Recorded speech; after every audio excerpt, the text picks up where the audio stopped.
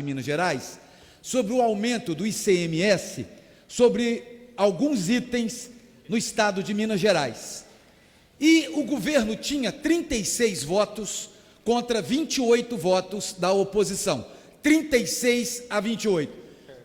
Deputado Léo Portela, que é um homem de nível superior em três cursos pelo menos, um homem inteligente, vice-líder do governo, entendeu que ele não poderia estar contra o governo naquele momento, principalmente por um motivo.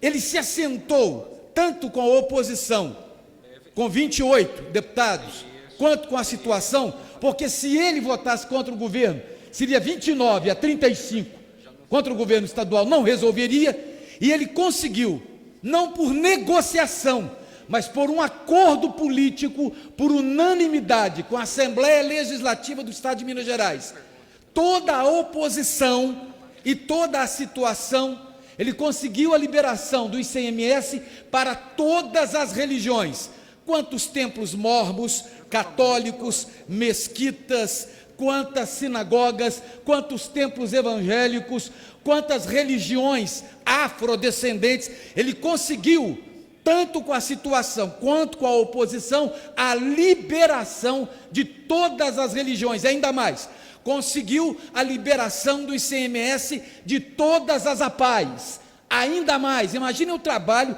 que as APAES fazem em todo o Brasil, principalmente no estado de Minas Gerais. Ainda conseguiu também a liberação do ICMS de todos os hospitais filantrópicos, creches filantrópicas, todos os hospitais municipais e estaduais do estado de Minas Gerais. Então eu quero dizer, aqueles incautos, aqueles carentes de juízo ou maldosos, que não houve nenhuma negociação do deputado Léo Portela com o governo para isentar igrejas evangélicas. Está bem claro a emenda que o deputado Léo Portela fez, de uma abrangência tão grande que toda a oposição e toda a situação votou com ele. E hoje, alguns carentes de juízo, alguns às vezes até que se aproveitam um pouco, dizendo que votou para isentar igrejas evangélicas. São pessoas que, por certo, não sabem ler, são pessoas que, por certo, não têm o gabarito adequado, ou têm, pelo contrário, maldade excessiva contra aqueles que querem fazer o bem. Parabéns, Léo Portela, que deu seu peito.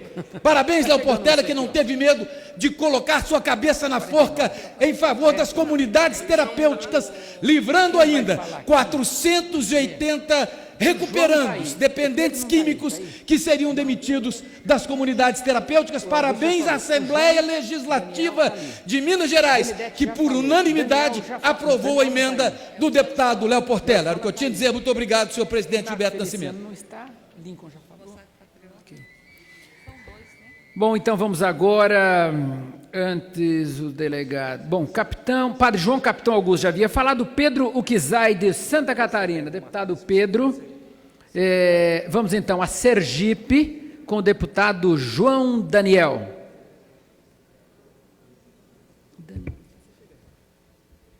Mais uns três que falem se chegar. João Daniel, João, tem o Jorge está ali, o Lincoln já falou,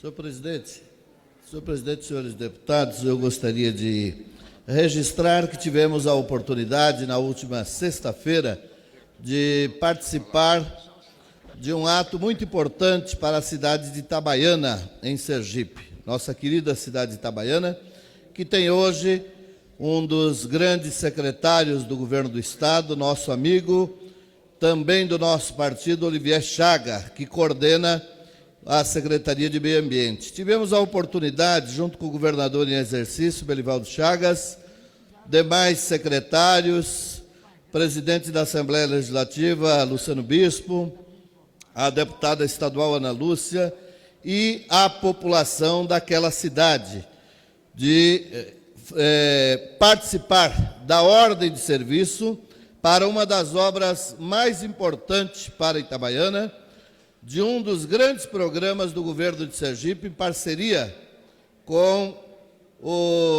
parceria que vem desenvolvendo o programa Águas para Sergipe. Esse primeiro investimento, que vai tratar a estação de tratamento de esgoto da cidade de Itabaiana, que vai construir a primeira estação elevatória do sistema e a interligação da rede de esgoto existente, de 22.429.000.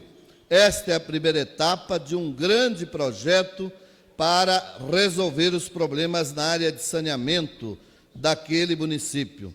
Também nesta etapa está incluída a limpeza de uma das importantes, um dos mais importantes açudes, que é o açude da Marcela, para ajudar na despoluição do Rio Sergipe. Portanto, eu quero parabenizar o governo de Sergipe, que nesta parceria vem fazendo um grande trabalho, através da Secretaria de Meio Ambiente, dos recursos hídricos, para os diversos municípios, e nesta semana tivemos esta grande oportunidade de lançamento desta obra para o município de Itabaiana. Parabéns a todos de Itabaiana, os prefeitos que lá estiveram presentes, em nome do prefeito de Itabaiana, bem como a população como um todo, lideranças e a população em geral que recebe esta obra com muito carinho, planejada, organizada pelo governo de Sergipe. Muito obrigado, senhor presidente, e queria que desse como lido na Voz do Brasil. Muito obrigado.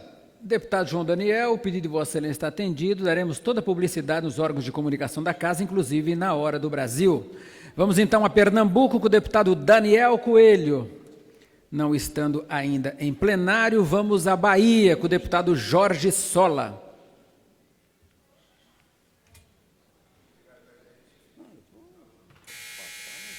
Alô. Eu queria chamar a atenção de todo o povo brasileiro que nos acompanha agora, como os caminhos da política são intrigantes, né? Os partidos de oposição, junto com o PMDB, sustentaram, elegeram, sustentaram e sustentam um corrupto na presidência dessa casa. E não foi por acaso, fizeram conscientes, fizeram com o único e exclusivo objetivo de criar estabilidade política, de fazer o quanto pior, melhor para eles, de fazer oposição ao Brasil, criar dificuldades e tentar viabilizar o impeachment da presidenta Dilma.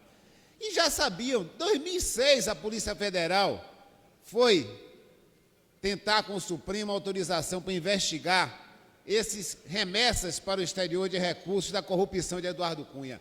9 anos depois, e depois do processo passar por nomes como Gilmar Mendes, nada foi apurado. Eles não contavam que mesmo com a blindagem no Supremo, com a blindagem na Polícia Federal, com a blindagem do Ministério Público, com a blindagem na CPI da Petrobras, o Ministério Público da Suíça iria investigar.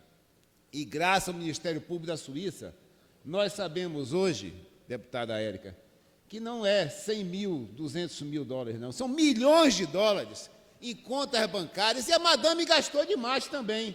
Chamou até atenção mais do que o Ministério Público da Suíça já tinha identificado. São milhões de dólares de corrupção desviados para o presidente da Câmara, para Eduardo Cunha, com a cumplicidade, com a conivência, com a utilização que o PSDB, que o DEM, que o PMDB estão fazendo para tentar fazer impeachment da presidenta Dilma.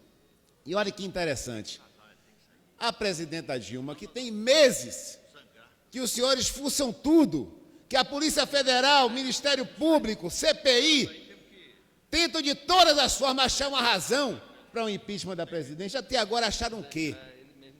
As famosas pedaladas fiscais. E é bom que a população saiba o que são essas pedaladas fiscais.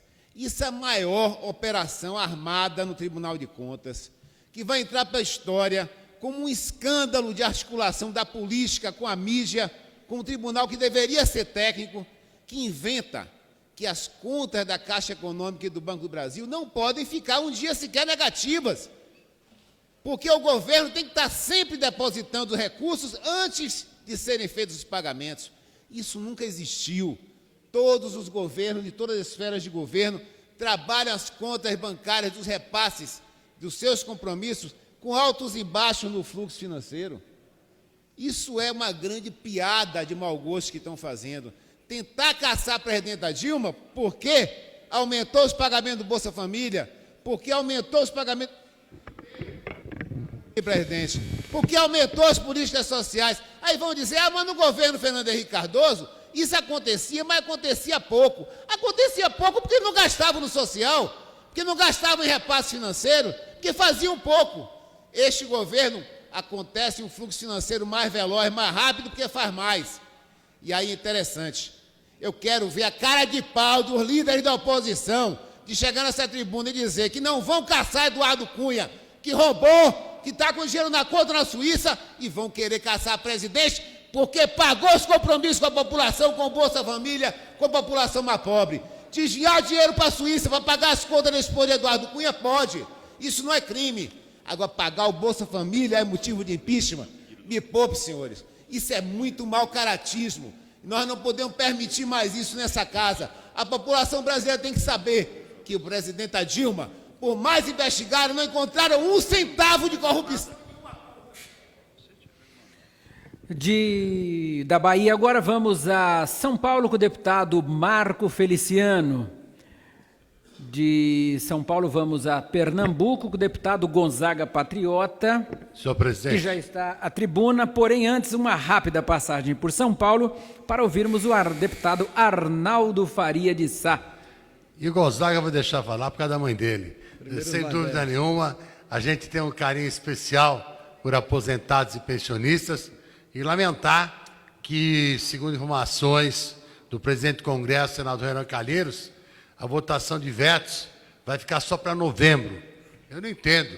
Se tem obrigação constitucional de convocar, por que Vossa Excelência, o presidente, não quer convocar? Nós queremos derrubar o veto da extensão do aumento real do salário mínimo para os aposentados e pensionistas, que estão numa situação muito difícil, muito complicada. A redução dos seus benefícios é a cada ano avassaladora, e aí vem inventar essa história de aumentar o consignado para tentar resolver. Isso é mera enganação. Nós queremos aumento real para os aposentados e pensionistas, e aqueles que não quiserem isso, assumam a sua parcela de responsabilidade. Os aposentados não aguentam mais e ainda vão perder a farmácia. Lamentavelmente, senhor presidente, não se dá o que os aposentados reclamam, ainda se perde aquilo que tem, que é a questão dos remédios gratuitos, chamada farmácia popular, que está comprometida no orçamento do ano que vem. Então, senhor presidente, senhores parlamentares, nós temos que tentar minimizar o problema de aposentados e pensionistas e não permitir que as coisas que têm, que já são poucas, são perdidas e aquilo que eles reclamam não são atendidas. Portanto, é nossa preocupação em poder derrubar o veto e garantir aumento real para os aposentados sem quebrar a Previdência, porque é aquela velha ladainha que tudo que se faz para aposentado quebra a Previdência. Quando roubam por aí, escândalos da Petrobras, escândalo disso, escândalo daquilo, ninguém se lembra. Mas quando vai dar alguma coisa para o aposentado, sabe, velha ladainha que vão quebrar a Previdência. Nós não vamos quebrar a Previdência coisíssima nenhuma. Quero garantir aposentados e pensionistas. E quem não quiser, que vá para o inferno, presidente. Ok. De São Paulo, então, vamos continuar em Pernambuco com o deputado Gonzaga Patriota. Presidente Gilberto Nascimento, em nome de Vossa Excelência, eu cumprimento todos os deputados e deputadas. Recebi aqui um honroso convite da diretora-geral da Polícia Rodoviária Federal para me fazer presente dia 20 em Recife, a posse do novo superintendente da Polícia Rodoviária Federal, o Valci Corrêa. Infelizmente não vai dar, senhor presidente, para estar nesse dia lá em Recife.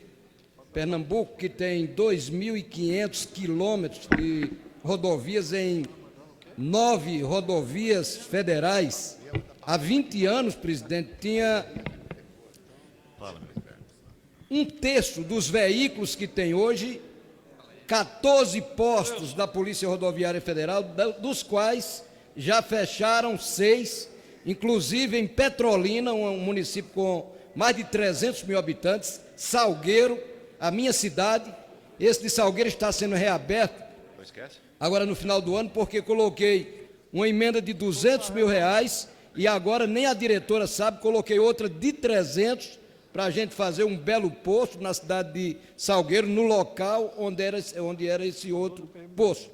Então eu quero aproveitar, estive inclusive com a diretora-geral, a Maria Alice aqui, estivemos com o ministro do Planejamento e da Justiça, mostrando que a Polícia Rodoviária Federal está defasada. Ela precisa de pelo menos 5.000 novos policiais. Não se faz mais concurso. Que mande chamar urgentemente os 910 excedentes desse concurso de 2009, 2010, para que não fechem os restos dos postos lá de Pernambuco. Esse discurso, presidente, que eu peço a Vossa Excelência que dê divulgação, ele fala em quase todos os estados brasileiros. Onde é que a gente pode, com uma polícia que não apenas fiscaliza o problema de trânsito, de tráfegos, roubos de cargas, o trabalho escravo, dentre tantas outras coisas, a gente não pode permitir que esta polícia fique restrita a um número de menos de 10 mil policiais no Brasil. Por isso aqui o nosso apelo. Falei pessoalmente com o ministro do Planejamento, da Justiça, com a Maria Alice. Nós precisamos convocar ontem para a academia esses 910, que eu acredito que não tem mais nem 700, porque eles fizeram outros concursos, e que a gente possa convocar, fazer a academia, botar esse pessoal para trabalhar, e aí vamos trabalhar também para ver se a gente consegue mais, pelo menos, uns 2 ou 3 mil policiais até o ano que vem. Obrigado, presidente. Senhor presidente, bem, só gostaria de Ceará. dar como lido aqui um discurso. Deputado Jacobo. Isso, um discurso meu falando sobre a bela viagem que fizemos em missão oficial para a Rússia, expressamente em Moscou, e pela Belarus, país de Belarus, que é a capital é Minsk. Conseguimos realmente acordos importantes para o Brasil. Cito um como exemplo: a liberação para nós exportarmos carne para Belarus, que estava trancada há vários anos. Conseguimos, junto ao governo da Bielorrússia, essa liberação. Então, uma vitória para o Brasil, graças à nossa missão, minha, do deputado Felipe Purnier, do deputado Nilson Leitão, que fomos lá e fizemos a nossa parte. Muito obrigado. Muito bem, deputado. Parabéns ao trabalho de Vossa Excelência, que é um grande representante do Brasil nessas viagens internacionais. Paraíba, com o deputado Luiz Couto. Rondônia, com o deputado Expedito Neto. Rio Grande do Sul, com o deputado Giovanni Cherini. E a voz feminina de Brasília, deputada Érica Cocai. Porém, antes vamos dar uma passadinha pelo Amazonas para ouvir o nosso deputado Átila Lins. Muito obrigado, presidente. Apenas para dizer, para registrar, que nós, da bancada do Amazonas, sob o comando do senador Omar Aziz, que é o nosso coordenador de bancada, nós estamos, presidente, evitando esforços junto à ministra da Agricultura, Cátia Abreu, no sentido de que ela reexamine a portaria ministerial que suspendeu o pagamento do seguro-defeso aos pescadores artesanais do Brasil e, é claro, atingindo fortemente os pescadores artesanais do estado do Amazonas. Cerca de 100 mil pescadores, senhor presidente, terão o seu seguro-defeso suspenso, o pagamento do seguro-defeso, que iria começar a pagar a partir de 15 de novembro, foi suspenso, e no prazo de 120 dias ficará suspenso, enquanto o Ministério vai proceder a um recadastramento, de vez que o Tribunal de Contas da União,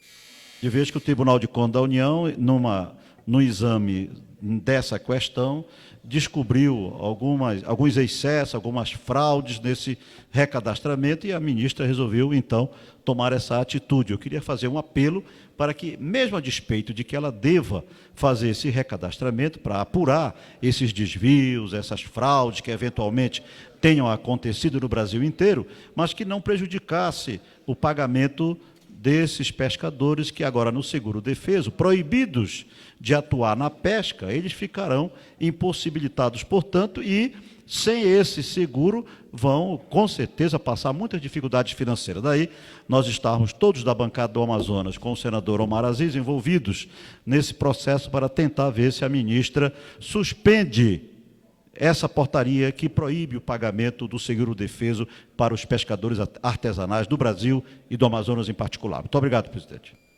Muito bem, então, vamos agora ouvir Brasília, com a deputada Érica Cocai. Senhor presidente, venho a esta tribuna e digo que assinei não apenas a representação à corregedoria desta casa, como também ao Conselho de Ética desta casa, na perspectiva de que fossem investigadas as suspeitas que pairam sobre o presidente Eduardo Cunha.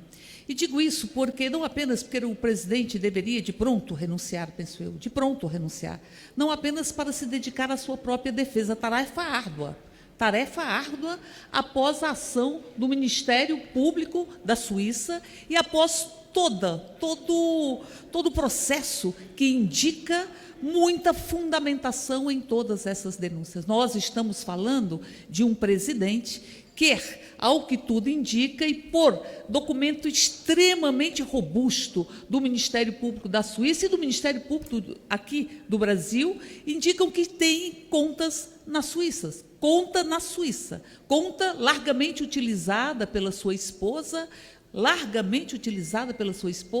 para cobrir, inclusive, despesas do seu próprio lazer, ou despesas essencialmente pessoais.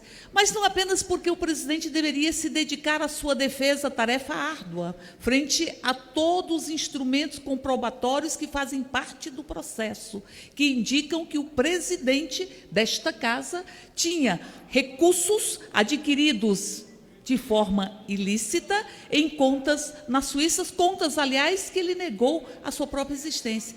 Mas por que o presidente da casa teima em utilizar essa cadeira para defender as suas próprias ideias? Teima em utilizar essa cadeira e está manipulando, flexibilizando o regimento para defender as suas próprias posições, como se Luís XIV fosse. Luís XIV que diz que o Estado sou eu, a lei sou eu, a postura semelhante à do presidente desta casa, que se utilizou, inclusive, de interpretação própria do regimento para estar impondo um processo e uma tramitação do processo de impeachment que foi sustada, nesse momento, por 3 liminares do Supremo Tribunal Federal.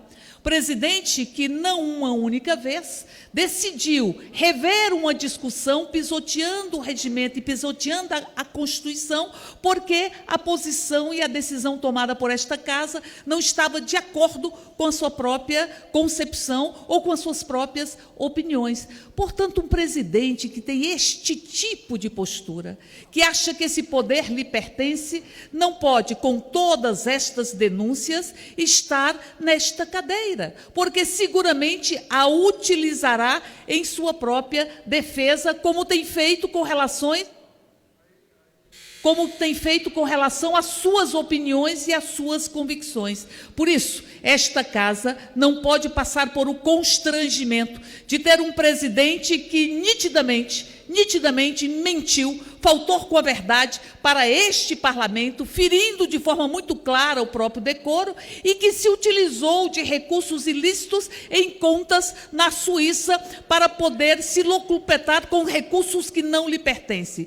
O presidente desta casa tem que sair desta cadeira e tem que responder, inclusive, na sua defesa, pelo seu próprio mandato, porque o seu mandato também está fragilizado, não apenas a presidência, mas o seu mandato, para que nós possamos fazer com que tenhamos a lógica republicana e para que nós possamos respeitar a sociedade brasileira, não temos que ter Eduardo Cunha na presidência dessa casa e, quiçá, não temos que tê-lo nos quadros de... Ok, vamos então agora, nós temos aqui o deputado Edson Moreira e o deputado Paulão, deputado Edson Moreira de Minas Gerais e logo em seguida o deputado Paulão de Alagoas. Enquanto o deputado vai à tribuna, tem Vossa Excelência 1 minuto para...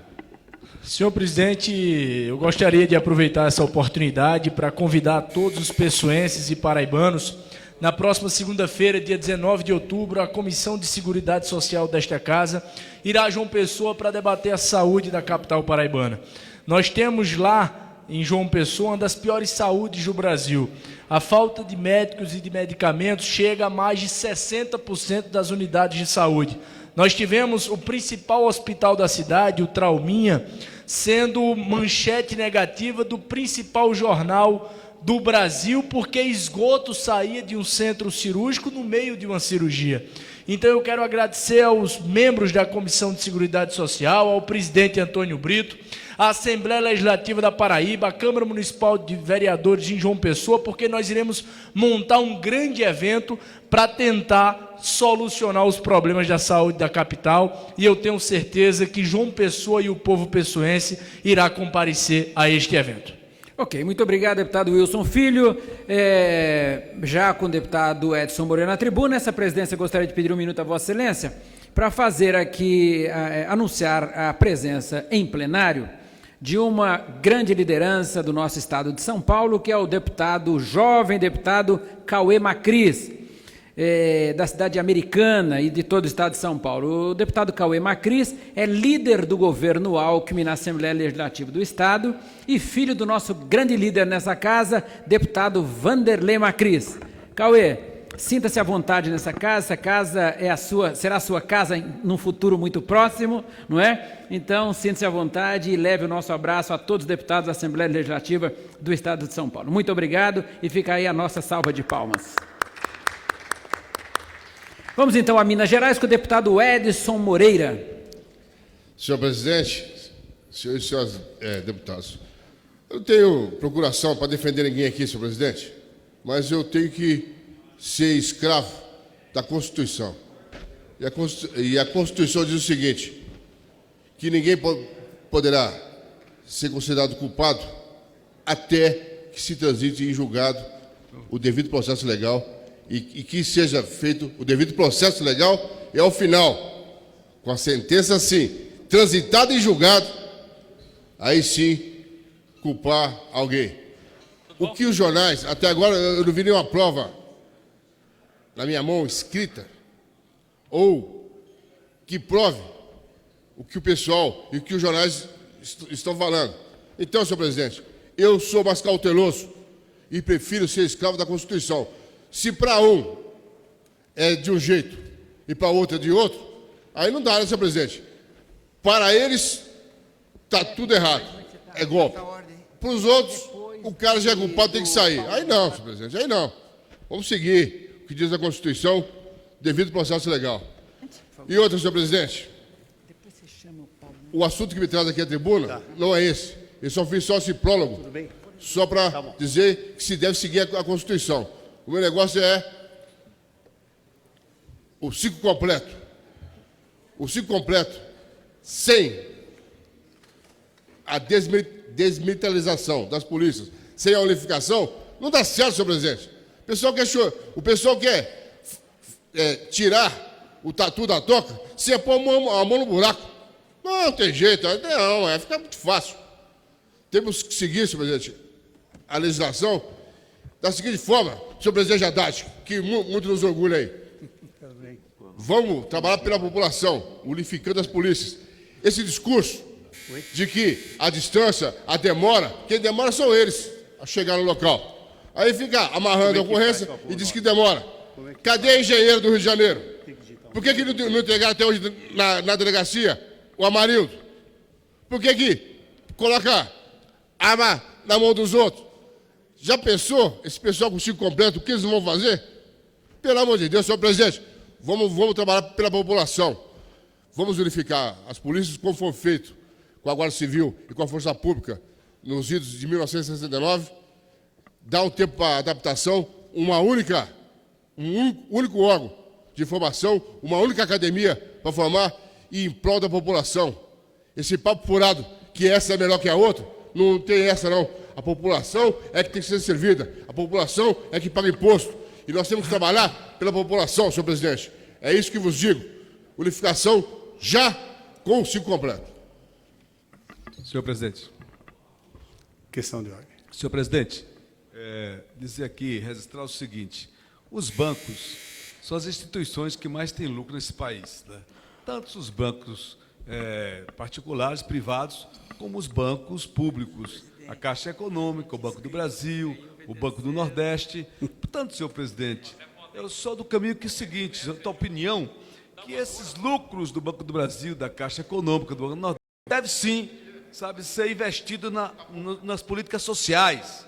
Se isso é pedalada, essa pedalada é boa para a população, que busque, inclusive, esse recurso dos bancos oficiais, esse lucro que banco público é para dar lucro, o lucro é o social, deve ser investido sim para a população mais carente desse país nas políticas sociais. Eu queria, senhor presidente, dar como lido esse discurso e pediria que Vossa Excelência publicasse nos anais dessa casa, na Voz do Brasil, em todos os órgãos de comunicação dessa casa, senhor presidente. Muito obrigado.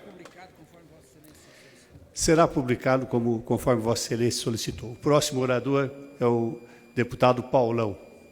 Senhor presidente, colegas parlamentares, eu queria aqui fazer o contraditório em relação ao companheiro de Minas Gerais, deputado delegado Moreira, que diz que é importante respeitar o Estado Democrático de Direito, a ampla defesa do contraditório.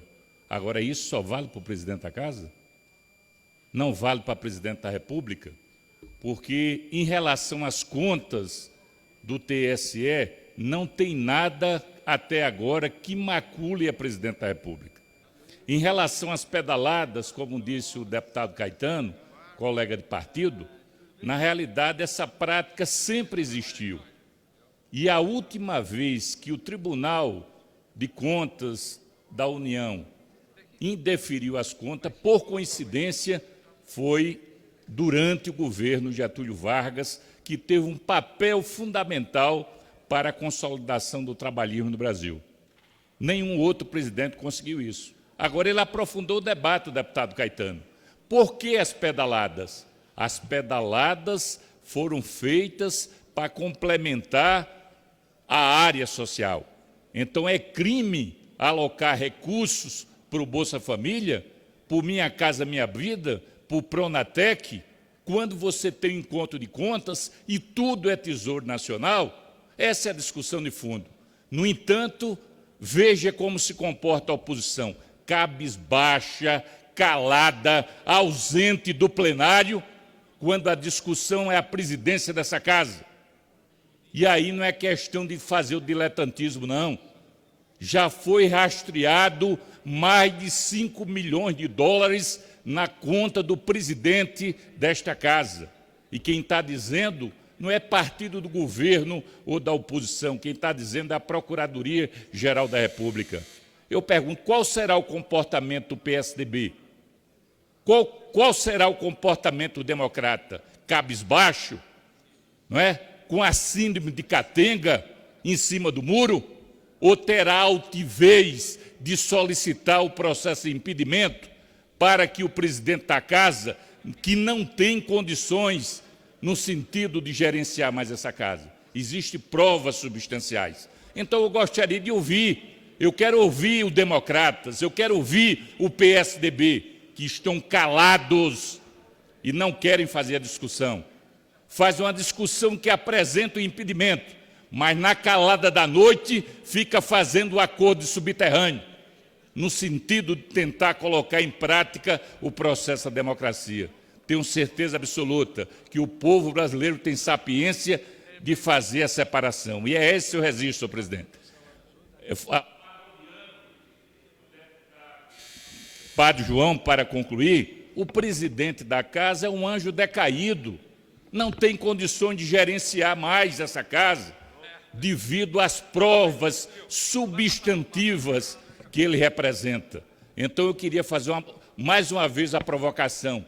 Democrata, PSDB, se pronuncie em relação à sua altivez que tinha aqui e por que agora tão cabisbaixo. Dê satisfação à sociedade brasileira. Muito obrigado, senhor presidente.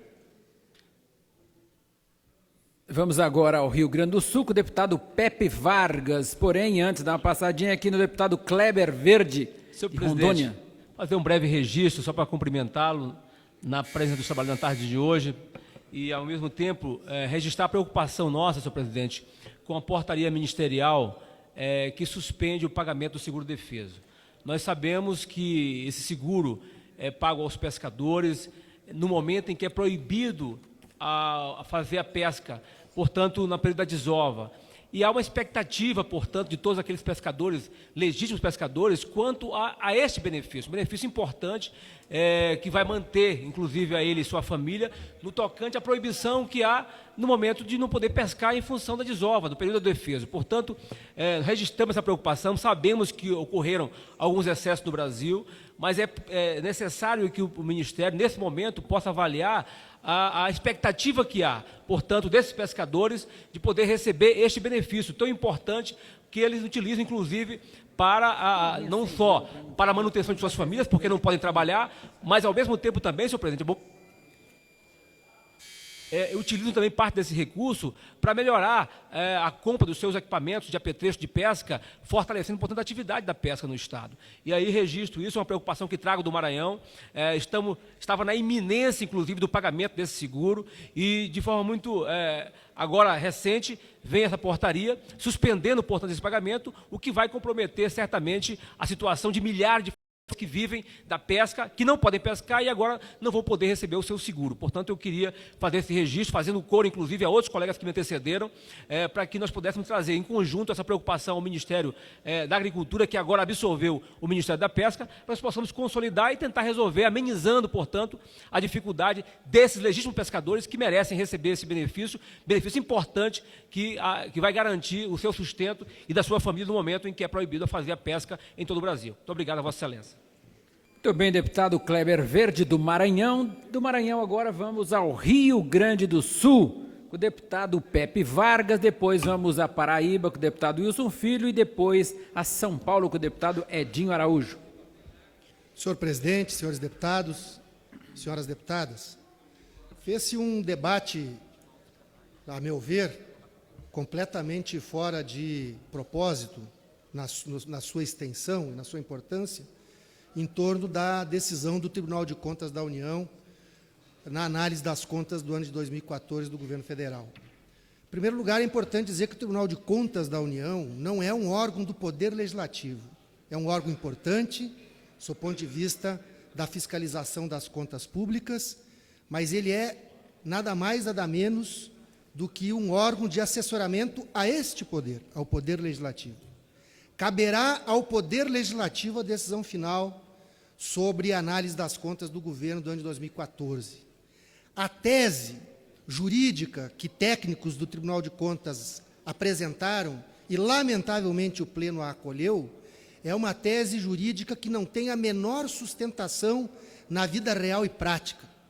Não houve nenhuma operação de crédito que a União tenha feito, quer seja com a Caixa Econômica Federal, quer seja com o Banco do Brasil, quer seja com qualquer banco público. O que houve foi a operacionalização de programas sociais, do Bolsa Família, do abono salarial dos trabalhadores, do seguro-desemprego, do Minha Casa Minha Vida, que, para a operacionalização desses contratos, a União, através dos diversos ministérios envolvidos, tem um contrato de prestação de serviços com a Caixa Econômica Federal, no caso do Bolsa Família, por exemplo. E o que esse contrato diz? Diz que a Caixa Econômica Federal operacionaliza o programa. Há dias em que a conta onde o governo deposita esses valores está positiva a favor do governo. E há dias em que esta conta está negativa. Portanto, a Caixa, de livre e espontânea vontade, o que diz, inclusive, o contrato, é facultativo no contrato, nas cláusulas contratuais, a Caixa operacionaliza o programa, que tem encargos moratórios previstos como qualquer contrato que existe entre qualquer órgão da administração pública com outros entes. Se persistir a tese do Tribunal de Contas da União, não sobra um prefeito, não sobra um governador e nenhum presidente da República daqui até o que a gente possa imaginar.